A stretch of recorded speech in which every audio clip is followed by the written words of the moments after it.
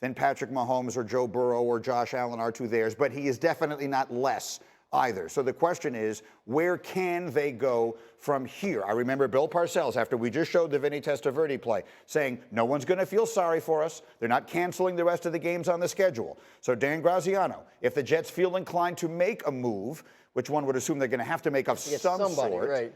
What options feel like they are realistic? Look, I mean, it's tough. Like to me, the most intriguing name, right, is Matthew Stafford, because we know that the Jets reached out to the Rams about Matthew Stafford early in the offseason before they knew they could get Aaron Rodgers, and for whatever reason, it was a no-go, whether it was Stafford didn't want to move or whether the Rams didn't want to move. So could you revisit that? Yeah, but the Rams won their first game. They're 1-0. I mean, I don't know that they're going to be ready to trade you their quarterback. They're not ready to give up on their season. So rosters are pretty well set at this point. Could you trade for someone's backup, like a Jameis Winston, right? Like maybe, but he's on that team for a reason, right? In case something happens to the starter, they feel okay about him. So it's very, very difficult. Free agent list is not inspiring, obviously, because these guys wouldn't be free agents, if people thought they could help. Carson Wentz, Nick Foles, guys like that. So you're right. They'll probably have to add somebody just to have another body in that quarterback room, but they're going to go with Zach Wilson. What I'm hearing from inside that building is, they think they can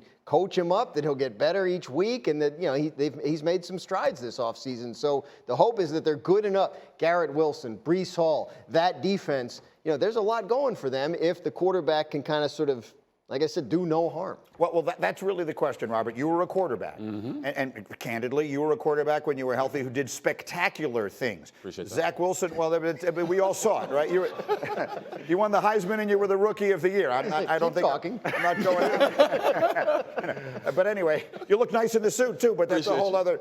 We're having a bit of a rough day. But the point that I'm making, the point I'm trying to make here is that they need...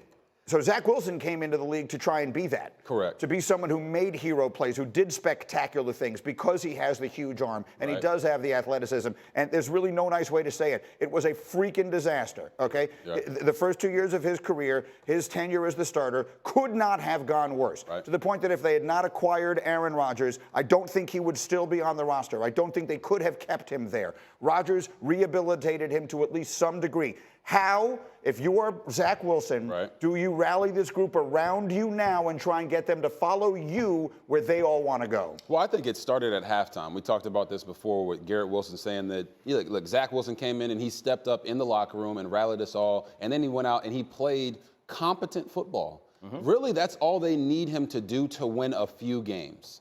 And by a few games, I mean more than 7 like they did last year. Yeah. To win the Super Bowl, they're going to need him to turn into Brock Purdy. Because that's the 49ers structure of having the weapons around Brock Purdy, having the defense, that number one defense to kind of feed off of, and then Zach Wilson just going out there, not turning the football over and playing high-level ball. Because the confusion here about Brock Purdy is that Brock is going out there and just throwing the football like Peyton Manning or Tom Brady. He's not doing that. Yeah. But he is completing the balls that they scheme up for him, and he's not turning the ball over, and he makes a few extracurricular plays when the play breaks down. But before you get going, D-Fox. You got it. I disagree completely with Graz. Tell me. When you talk about free agent quarterbacks, there's a reason that certain guys aren't in the league. It's because they're uninspired. But Foxy knows this. Some of these guys like Carson Wentz, Cam Newton, Colin Kaepernick, myself, it's not that we can't play the game anymore. It's that we're a big distraction if you bring us in. I had a GM tell me this offseason, hey, man, I know you can still play. You look like you can still play. But if we bring you in, it's going to be a distraction for our starting quarterback. So now that your starter and Aaron Rodgers is out, you can potentially go and grab some of those guys and bring them in. But I will tell you right now, there's not a guy on the street or in any booth anywhere, including myself, that's going to give the Jets a better chance to win than Zach Wilson. None of us know the offense. Right. None of us have those relationships in the locker room. It's going to be Zach Wilson or nobody this year for the Jets, and they got to accept that. There's one other name we should just put to rest. I'm sorry. No problem. Everyone is talking about Tom Brady. I mean, immediately people started tweeting Tom Brady. Oh, Tom, and if Brady is watching that game, I mean, there was Tom Brady being celebrated by the Patriot fans. Boy, would that be hilarious if all of a sudden, a week later, signed with the Jets 3 days later.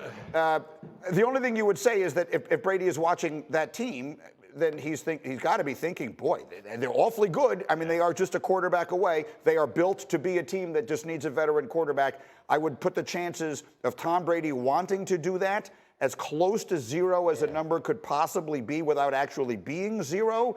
I suppose it's a phone call you have to make if you're the Jets, but that feels very unlikely. Sorry, D-Wood. No, I mean, Domonique, go. It would be funny to see him. He's a partial owner of the Raiders and a Hall of Famer for the Patriots, and now he could be the starting quarterback for the Jets. That's crazy. But you said a lot of things, RG3, that I thought got my attention. One was, if you want Zach Wilson to be Brock Purdy, then you need Nathaniel Hackett to be Kyle Shanahan. Ooh. And I don't think that we got that happening in the cards. And your point about people not being or having other reasons why they aren't on the field, I think that's a fair point to say.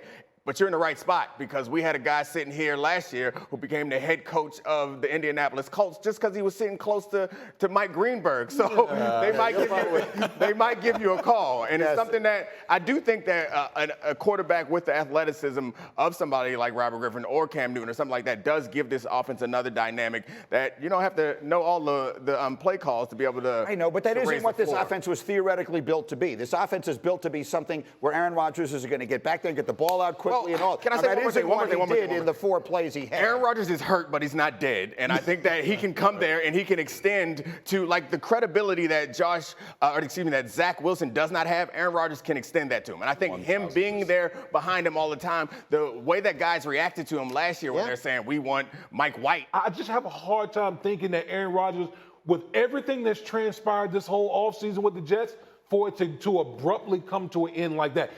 Listen, some people might feel like it could, but I just feel like it might. For me, I have a hard time believing that Aaron Rodgers all of it would come to an end now. But when you're 39, sometimes it ain't up to you. So, I hope that I'm sure he's going to put his heart and soul into all of this. But you mentioned that before your Achilles went, you had a knee situation. That's what happens. That was one of the risks that the Jets had to understand when they signed up for the Aaron Rodgers program, is that he's a 39-year-old quarterback, and there are going to be problems. All right.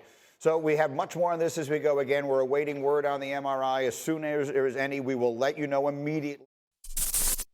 Thank you for watching ESPN on YouTube. For live streaming sports and premium content, subscribe to ESPN+.